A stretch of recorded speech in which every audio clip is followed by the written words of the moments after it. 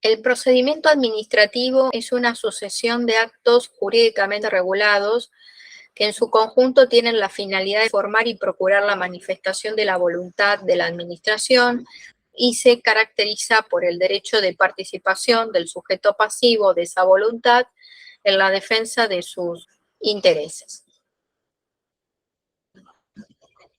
Esta definición u otra ustedes pueden encontrar en la doctrina. Les cito algunos autores como Gordillo, Roberto Dromi, Hutchinson, Cassagne.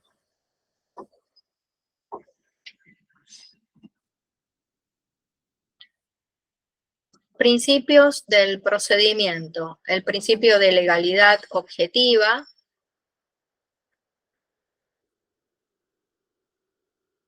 En 2 líneas, el procedimiento administrativo es para la protección del particular administrado. Principios, legalidad, oficialidad, informalismo o formalismo moderado, celeridad, economía, sencillez, eficacia, debido proceso, verdad objetiva. Principios, la defensa de la misma ley, la defensa legal como interés público, complementa con la jurisdicción. No solo es una cuestión sustantiva, atinente a la especialidad, debe ser toda actividad armónica con la totalidad del ordenamiento legal. La impulsión es de oficio, por eso el nombre principio de oficialidad siempre corresponde a la administración. Puede ser iniciado el expediente por el particular, pero luego corresponde a la administración otorgar continuidad y progresión al trámite. Principio de instrucción. La administración debe colaborar activamente para servir a la decisión final. Principios. Informalismo o formalismo moderado. La administración está obligada a interpretar su contenido a favor del administrado. Las normas prevén ciertos recaudos que deben tenerlos escritos. Por eso el nombre formalismo moderado. Objetivo, es decir, el objetivo del procedimiento es que no se generen obstáculos para el acceso a la justicia. En definitiva, el administrado será excusado de cualquier inobservancia que presente el escrito, que puede ser subsanado de oficio o podrá ser cumplida por el interesado con posterioridad.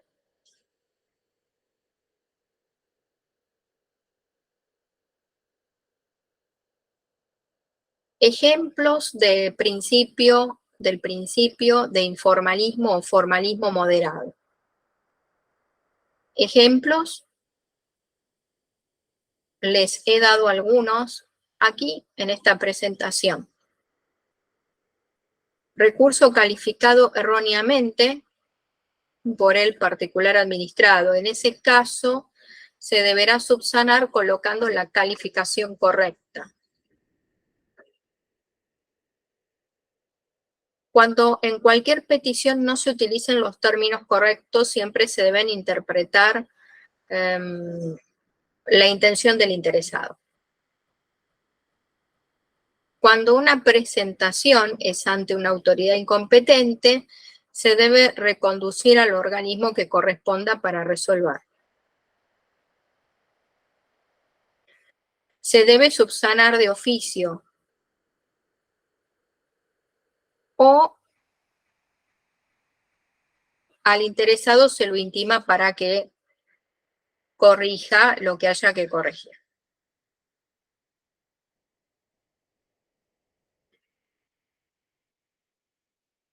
Entonces, recapitulando, en este procedimiento administrativo se deben cumplir con todas las garantías, los principios que rigen el procedimiento administrativo se interpretan armónicamente con todo el ordenamiento jurídico, y hay principios específicos ya propios de la vía administrativa, como son la impulsión de oficio, el informalismo moderado,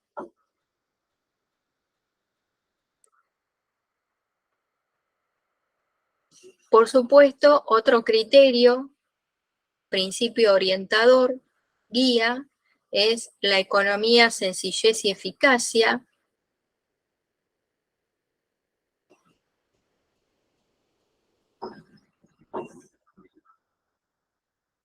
Debido proceso adjetivo. El debido proceso adjetivo comprende el derecho a ser oído, a ofrecer prueba, a producirla y a obtener una decisión fundada.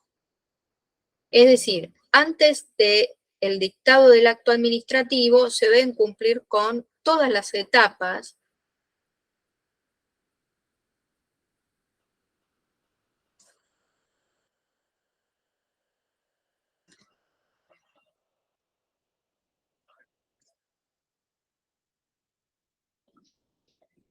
y con todas las garantías. Defensa en juicio, artículo 18 de la Constitución. Tutela administrativa efectiva.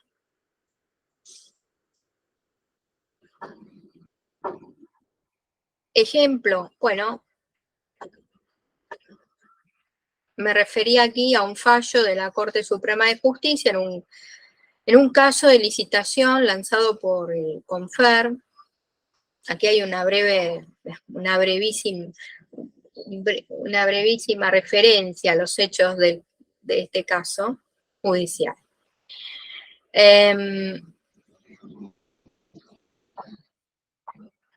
La Corte ha tenido que conocer en un caso donde el CONFER había lanzado una licitación y en las bases y condiciones de esa licitación contenía una cláusula de renuncia violatorio del artículo 18, dice la Corte, no solamente del artículo 18, sino que también transgredía tratados con jerarquía constitucional.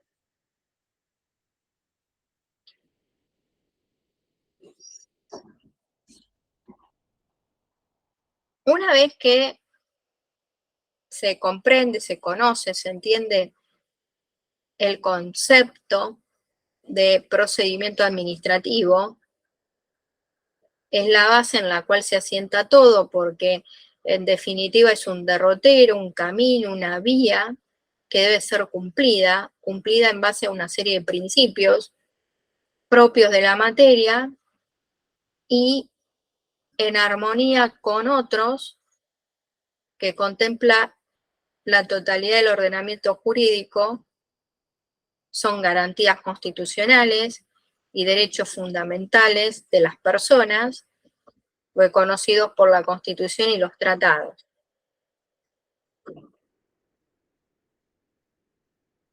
Continuamos con la estructura de la administración pública, principios de jerarquía y verticalidad.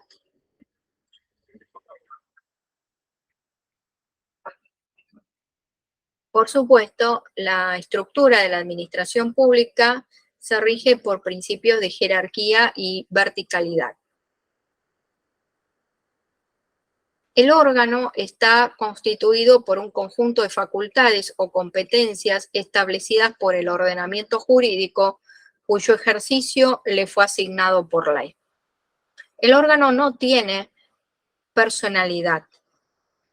La personalidad la tiene la entidad, el ente público, Estado-Nación, el gobierno de la Ciudad Autónoma de Buenos Aires, la provincia de Buenos Aires, un municipio.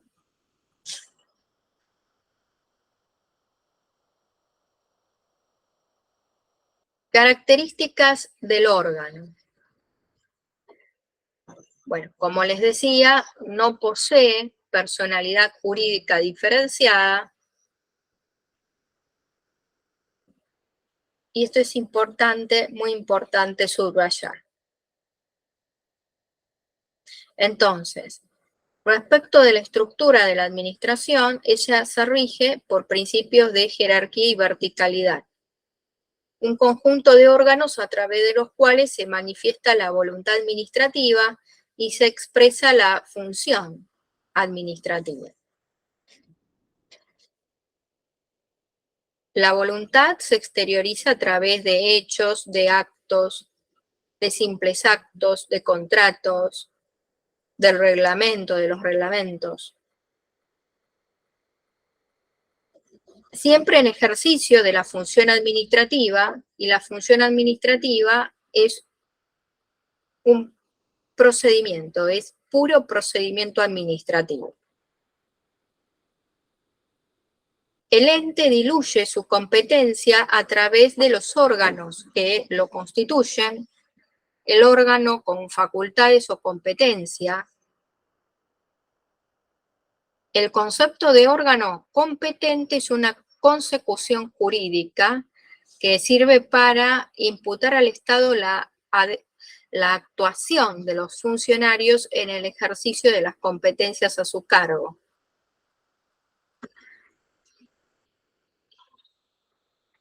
Se puede diferenciar la competencia propiamente dicha y el humano que ejerce, por eso se distingue el órgano, institución y al órgano humano. En síntesis, quiero subrayar esto, me parece sumamente importante. De la estructura de la administración, decimos, es el conjunto de órganos a través de los cuales se manifiesta la voluntad administrativa y se expresa la función administrativa. Puro procedimiento. Y esa voluntad se exterioriza a través de hechos, reglamentos, actos, simples actos, contratos administrativos. Y estos órganos se caracterizan porque carecen de personalidad. La personalidad la tiene el ente. Y el ente diluye su competencia a través de los órganos que lo constituyen. Por supuesto que podemos sumar y referirnos a los principios que rigen esa estructura administrativa, que son jerarquía y verticalidad, y de la competencia, que ella la mencionaba aquí. Pero de a poco se va avanzando en el desarrollo de estas temáticas.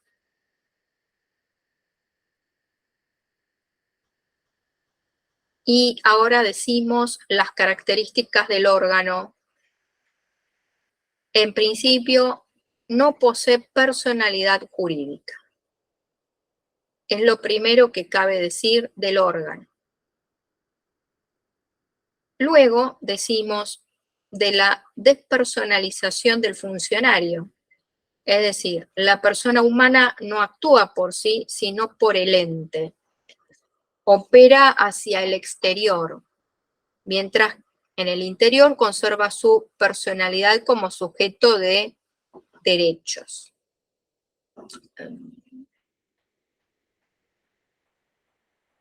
Tiene derechos a remuneración, licencias, etc. Estoy hablando desde el plano interior. Hacia el exterior solamente no actúa por sí, sino que está actuando por el ente. Por eso,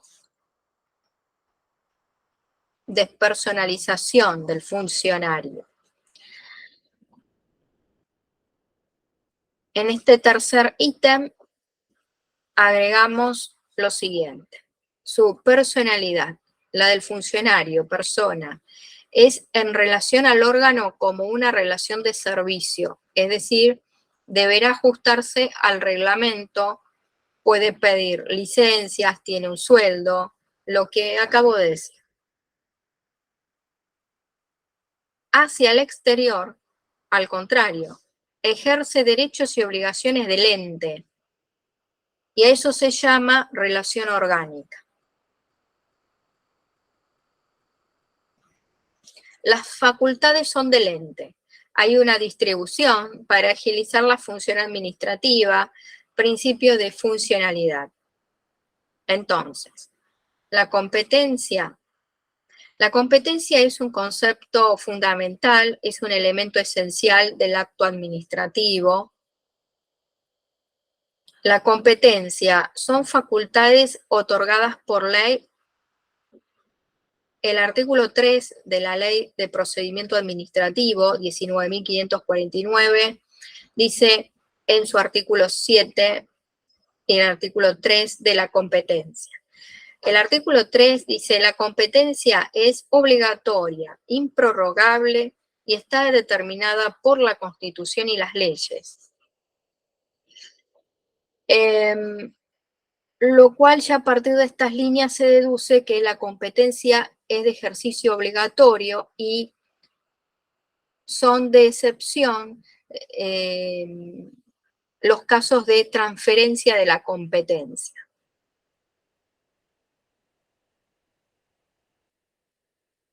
Ahora bien, el artículo 7 de la Ley 19.549 no da una definición de acto administrativo, pero sí señala cuáles son los elementos esenciales del acto, y entre ellos, en el primer lugar, dice la competencia del órgano.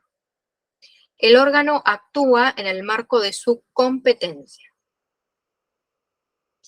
La administración solo puede hacer lo que está autorizada. Solo puede, debe, está obligada a eso.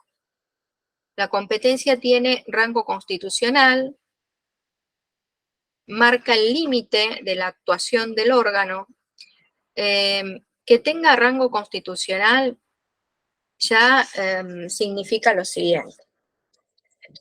Significa que ya se estudia a nivel constitucional con la tripartición del poder, o mejor dicho, el poder es uno y las funciones son tres: ejecutivo, legislativo y judicial. Cada uno de estos órganos tiene una competencia determinada por la Constitución Nacional, lo cual recibe el nombre de estructura del Estado federal, que debe ser replicado en el resto de las jurisdicciones locales. La competencia es obligatoria, improrrogable, irrenunciable y expresa. La competencia se puede clasificar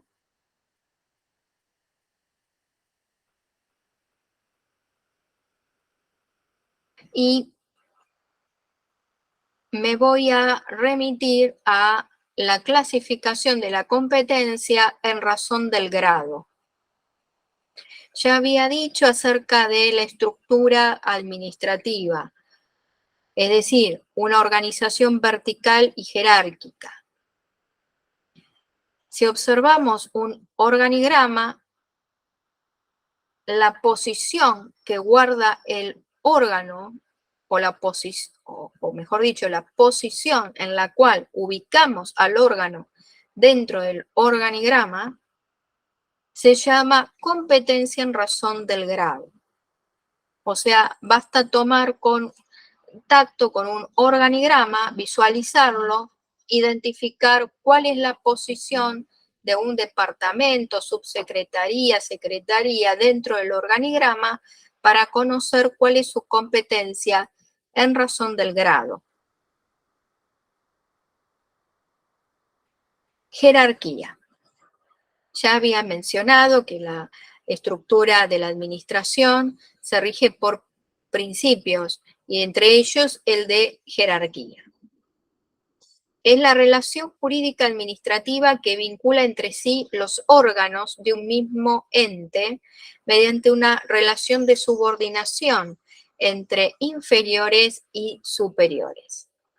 Aquí les dejo la definición marcada en negrita con una serie de características, entre ellas el verticalismo, superioridad de grado, porque tenemos que marcar la distinción, esa relación de subordinación de un órgano a otro.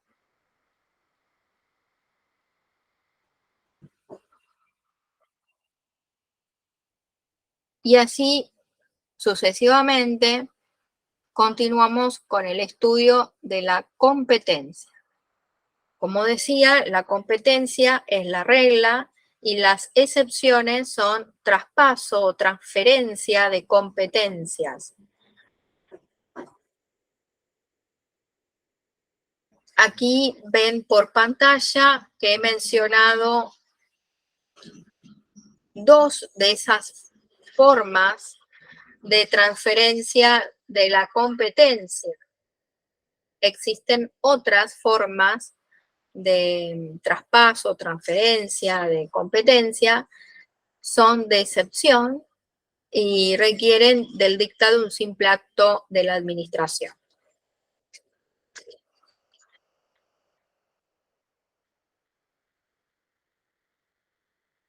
En la delegación se transfiere competencias del superior al inferior. Se delega con un acto administrativo, una función o ejecución de un acto, la puede retomar luego en cualquier momento.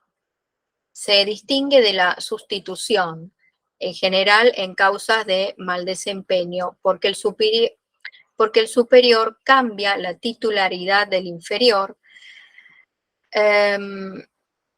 y así sucesivamente se van estudiando diferentes formas de traspaso de la competencia. Por ejemplo, avocación. El superior se atribuye el conocimiento de un acto concreto. No aplica a competencias propias de órganos técnicos. Se aboca a la ejecución o decisión el superior y es procedente siempre que una norma no indique lo contrario. Es procedente en tanto y en cuanto una norma no indique lo contrario.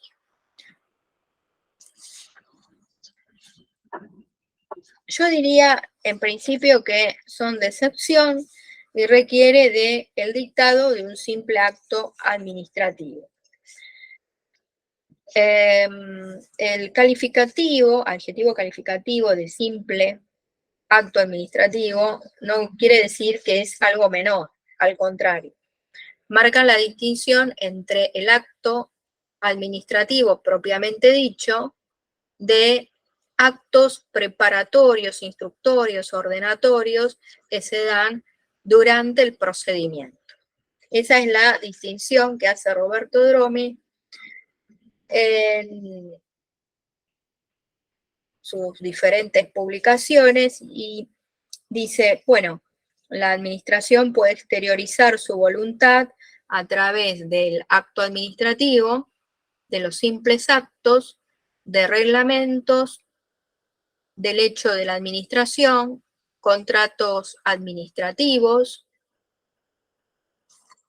El acto administrativo propiamente dicho es la declaración unilateral de la voluntad administrativa en el ejercicio de la función administrativa produce determinados efectos directos e individuales hacia afuera y directamente hacia el particular administrado y de forma individual, como por ejemplo una determinación de oficio de la AFIP. En cambio, un reglamento, bueno, es bastante parecida a la definición, pero los efectos y consecuencias del reglamento son muy diferentes al del acto administrativo de alcance individual, porque el reglamento tiene un efecto general directo, es decir, hacia afuera de la administración, por supuesto, pero ya no con un efecto individual, sino general. A tono con estas distinciones, el medio de dar a conocer el acto administrativo propiamente dicho y el reglamento es diferente, porque el reglamento se notifica a través del boletín oficial, en cambio el acto de la administración propiamente dicho, de alcance individual, se notifica por medio fehaciente.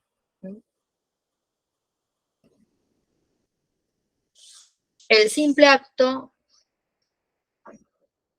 tiene una repercusión dentro de la estructura de la administración, tiene que ver con los actos instructorios, preparatorios, ordenatorios, que se dan a lo largo del procedimiento hasta que llega el momento del dictado del acto definitivo. Y entre los ejemplos, el movimiento del expediente administrativo de una repartición a otra a través del pase de ese expediente. Bueno, ahí tenemos un simple acto y cualquiera de estas formas que repasamos a través del estudio de la competencia, delegación, avocación, implican, necesitan de un simple acto, de un acto, en definitiva, que justifique estas decisiones y que debe contener los mismos elementos esenciales que justifiquen, que fundamenten, que esté motivada la decisión de transferir la competencia, porque en principio esa competencia es de ejercicio obligatorio. Bueno, dicho esto,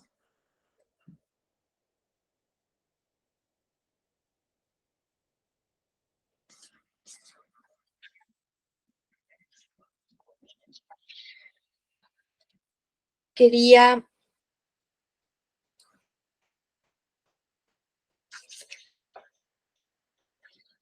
leerles algunas definiciones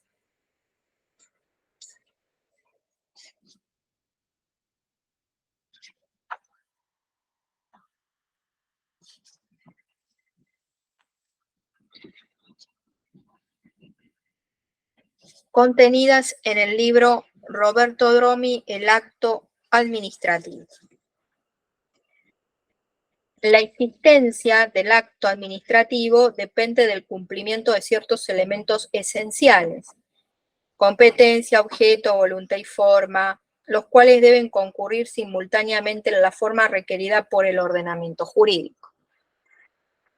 Si bien estoy citando normativa de la ley 19.549, esto mismo se puede repasar en las diferentes jurisdicciones a través de sus leyes adjetivas y a partir de allí identificar cuáles son los elementos esenciales del acto en cada una de esas jurisdicciones locales.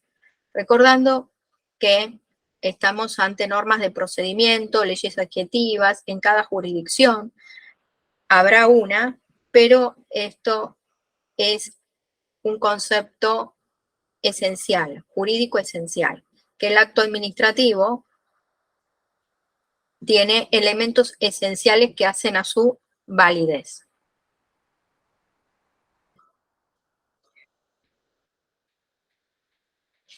Pero hay otros elementos que son más bien accidentales y no esenciales. Y el estudio de esos elementos del acto administrativo, esenciales, accidentales, etcétera, tendrá repercusión luego para el estudio de las nulidades. La competencia es la esfera de atribuciones de los entes y órganos es decir, es la esfera de atribuciones de los entes y órganos, determinada por el derecho objetivo o el ordenamiento jurídico positivo. Vale decir, el conjunto de facultades y obligaciones que un órgano puede y debe legítimamente ejercer. La competencia de los órganos es el conjunto de atribuciones que en forma expresa o razonablemente implícita confieren la Constitución Nacional, la Constitución Provincial, los tratados, las leyes, los reglamentos. La competencia es irrenunciable e improrrogable. Debe ser ejercida directa y exclusivamente por el órgano que la tiene atribuida como propia, salvo los casos de delegación, sustitución o avocación previstos por las disposiciones normativas pertinentes. La competencia del acto reúne una serie de requisitos: expresa, improrrogable, irrenunciable, corresponde al órgano institución y no al órgano individuo.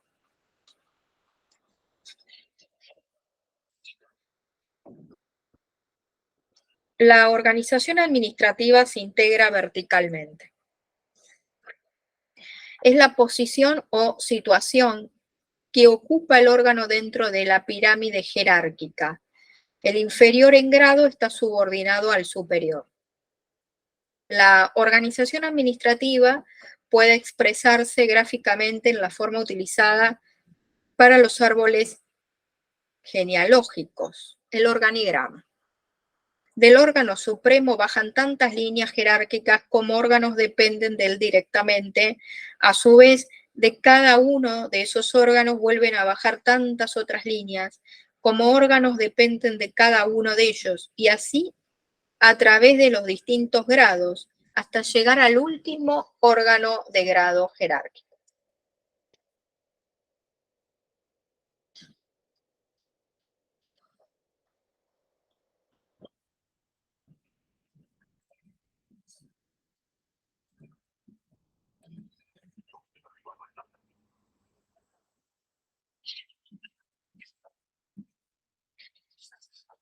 Transferencia. Las competencias administrativas o su ejercicio se transfieren mediante delegación, avocación, sustitución, subrogación, suplencia. Delegación.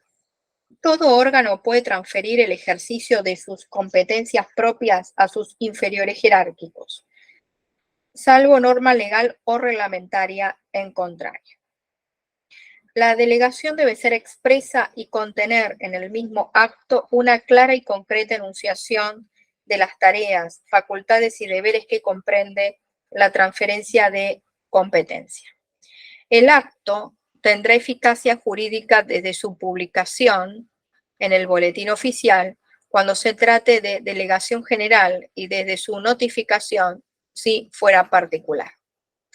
El delegado es responsable por el ejercicio de la competencia transferida frente al ente público y a los administrados. Sus actos son impugnables, en primer lugar ante el mismo órgano y posteriormente ante el delegante. El delegante puede en cualquier tiempo revocar total o parcialmente la delegación, debiendo disponer de modo expreso en el mismo acto si reasume el ejercicio de las atribuciones delegadas o las transfiere a otro órgano, sin perjuicio de la facultad de abocarse al conocimiento y decisión de un asunto concreto.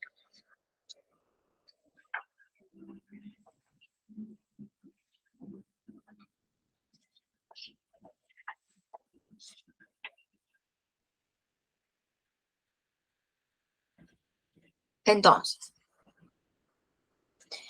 sucesión de actos preparatorios no jurídicos, informes, dictámenes técnicos, que no generan efectos jurídicos directos como los actos administrativos propiamente dichos, que sí generan esa consecuencia. Entonces, hasta aquí estamos diferenciando diferentes formas a partir de las cuales la voluntad de la administración se exterioriza. Es decir, por un lado tenemos el acto administrativo propiamente dicho y por otro los simples actos preparatorios, actos de carácter ordenatorio, instructorio, informes, dictámenes técnicos, que no generan ese efecto directo hacia el particular administrado. Y hay otras formas por las cuales esa voluntad se exterioriza. Recuerden el hecho administrativo, los contratos administrativos, el reglamento. El hecho administrativo es toda actividad material traducida en operaciones técnicas o actuaciones físicas ejecutadas en ejercicio de la función administrativa, productora de efectos jurídicos directos o indirectos.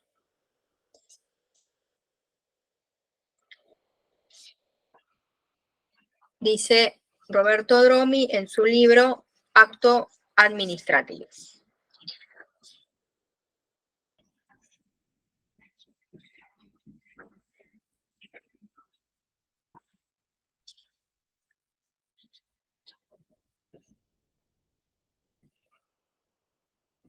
Otra definición.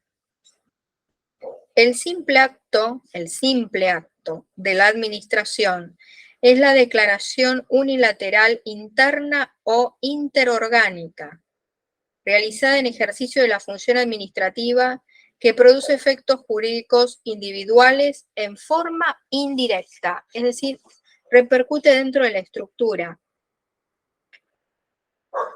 y no hacia afuera.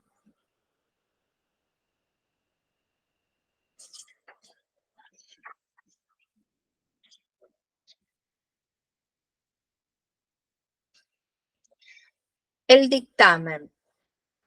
Aquí aparece por primera vez, dictámenes técnicos. Y Roberto Dromi, acerca del dictamen, dice: la actividad que realizan los órganos estatales en ejercicio de la función administrativa es amplia, variada y compleja, por lo que se hace necesaria la colaboración específica de órganos de consulta, técnicos y profesionales con competencia para dar sus pareceres en los asuntos administrativos y gubernativos. Tales órganos de la administración ilustran y asesoran con sus dictámenes, opiniones y pareceres a los órganos activos sobre actos o resoluciones que deben adoptar en el cumplimiento de sus funciones. La necesidad de asistencia técnica y profesional de la actividad estatal directiva es una resultante de la creciente complejidad de la función administrativa. La función administrativa ejercida por los órganos consultivos es una actividad preparatoria de las decisiones de los órganos activos de la administración. La actividad de los órganos consultivos se materializa en la formulación de una opinión técnica jurídica calificada sobre la oportunidad y legalidad de la futura voluntad administrativa, tanto en su aspecto intrínseco como extrínseco. Consiste en una actividad de colaboración que se manifiesta jurídicamente por informes, pareceres, opiniones, dictámenes. El dictamen es una opinión técnica jurídica, o dicho de otra forma, contiene una opinión técnica jurídica. El artículo 7 de la ley 19.549 dice que el dictamen es obligatorio no vinculante. ¿Qué significa? Que el órgano, antes de emitir el acto administrativo propiamente dicho, debe pedir el dictamen. Debe pedirlo. Es obligatorio que lo pida. Pero no es vinculante, es decir, no lo ata a la opinión contenida en ese dictamen. Puede apartarse.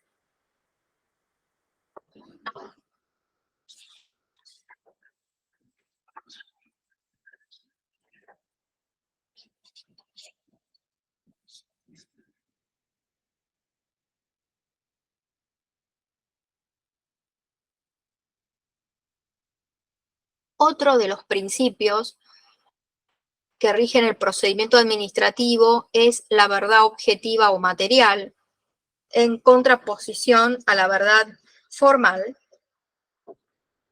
No se ciñe solo a la prueba presentada y está vinculado con otro principio que es el de instrucción de oficio.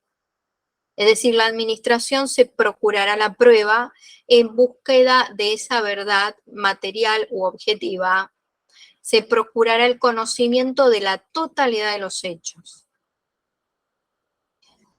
A continuación, enumero cada uno de los principios: oficialidad, informalismo, celeridad, economía y eficacia, verdad objetiva, y cada uno de los artículos de la ley 19.549 y su reglamento, y Respecto de la Ciudad Autónoma de Buenos Aires, hago el mismo trabajo de colocar cuáles son cada uno de los principios: oficialidad, informalismo o formalismo moderado, celeridad, economía y eficacia, debido proceso, verdad objetiva, y los identifico en la normativa aplicable a la Ciudad Autónoma de Buenos Aires, decreto 1510 del 97.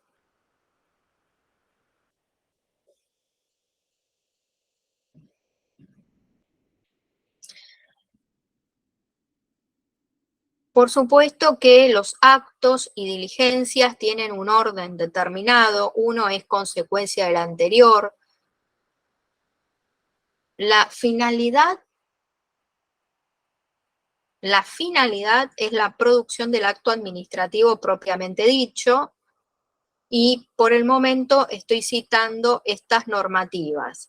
La ley 19.549, que se aplica a la Nación, y en el gobierno de la Ciudad Autónoma de Buenos Aires, el decreto 1510 del 97.